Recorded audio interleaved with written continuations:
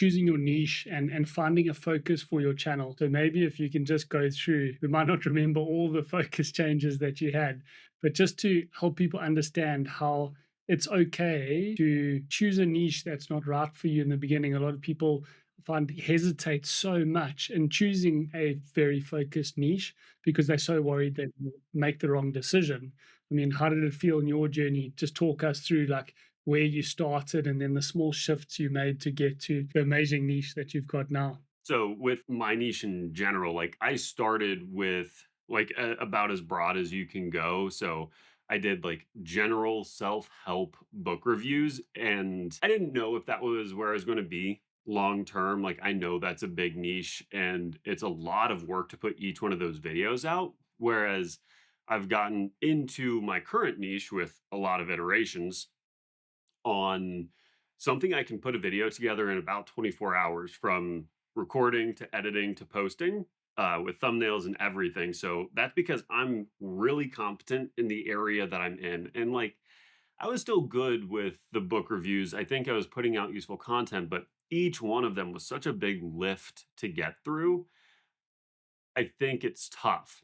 Now, I do think there were some benefits to it, like just failing forwards, like each time I did a book review, like that was a big thing. I had finding the title to put a little bit of text in DaVinci was a big lift for me that took me a really long time. So it got me a lot of skills. It got me to the point where I was able to make my next iteration where I kind of shifted from book reviews into some like general running related content being useful. Like I had more skills going into that. So the niche changed. It went from book reviews to general, like really broad running advice, kind of talking about my own journey. And I thought I was going to do a series where I was going to take people through my own training. Then I got into like, I thought I was going to do something with hybrid athletes that wanted to run and lift because I've got a big background in lifting. Then it got into more specific running advice. And then it got into shoe reviews kind of serendipitously. Like it was not really my intent, but I got a shoe, reviewed it, and it did better than normal. I was like, there might be something here. And then obviously talking with you, and you're like, no, you're onto something. And that has by far been the best niche I've been into. But yeah, it started one way and then has transitioned quite a lot through time. And it's cool because each new iteration, each new thing I'm talking about, I'm bringing in the skills from everywhere else. Every other sub niche I've been working through, I've got more skills going into this one than I have any of the other ones. So a lot of niche changes, and that's okay. You just keep getting better. So long as you're taking consistent action, and I guess if anybody's seeing this, this is my encouragement to you: get started with whatever it is. It can be imperfect. Like just make the first video today. Um, go through, mess something up. It's going to take longer than you want it to. The edit's going to take 14 hours or something stupid.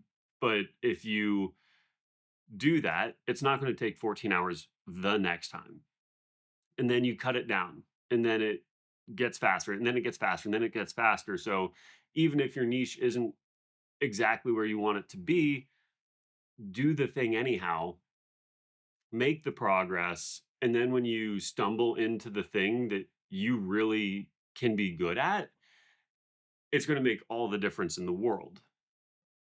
Part of the reason I got monetized is specifically because I was able to do all of those things, do the editing, the title, the thumbnail, having systems for all that built out. I got two major videos out in a, I don't know, 72-hour time frame because they were kind of relevant, big news events, in my niche, and having encouragement from Carl on that, and like figuring out thumbnails. Like I happened to do a lot of things right on one of the two that had a big thumbnail pop, which had a really high click through rate, which got more watch time, which got people to watch the video that followed it. That was also uh, relatively interesting, at least by what analytics say.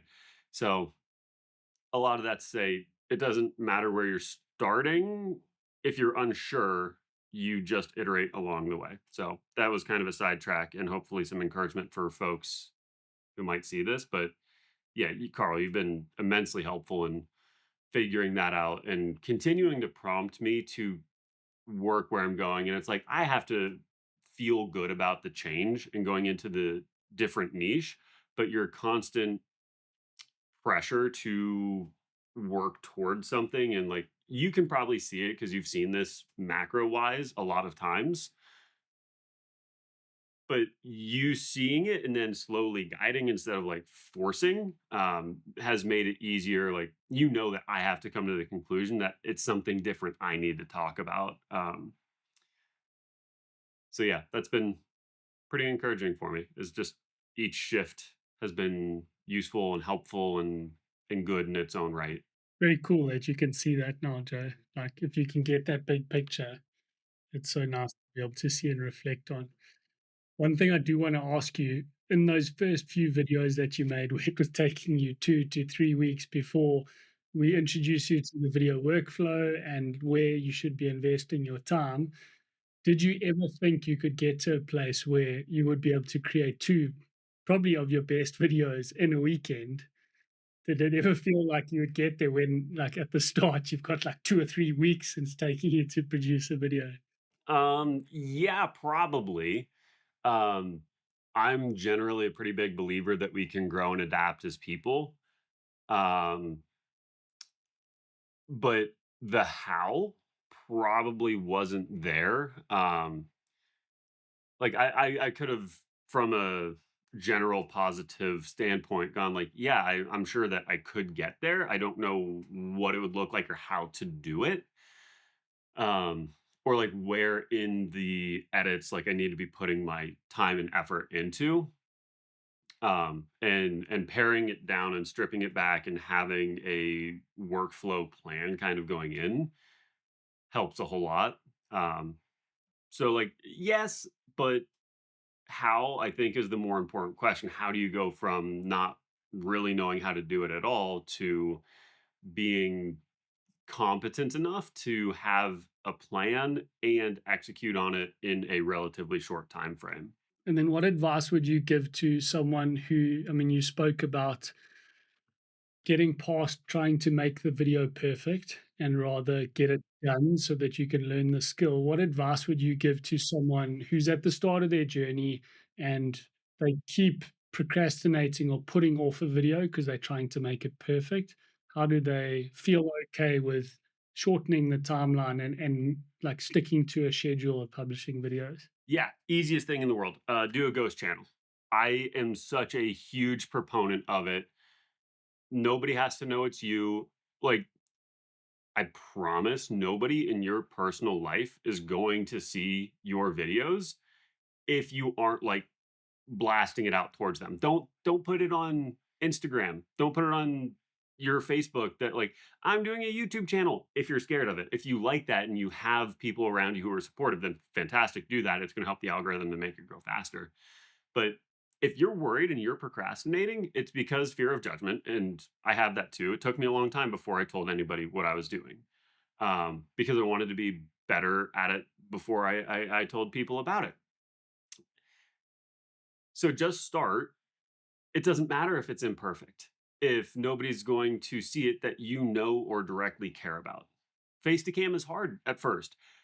My first videos were so robotic because I was trying to script everything so perfectly and try and enunciate. And it just, I was like so robotic with it, which is not what we're trying to do.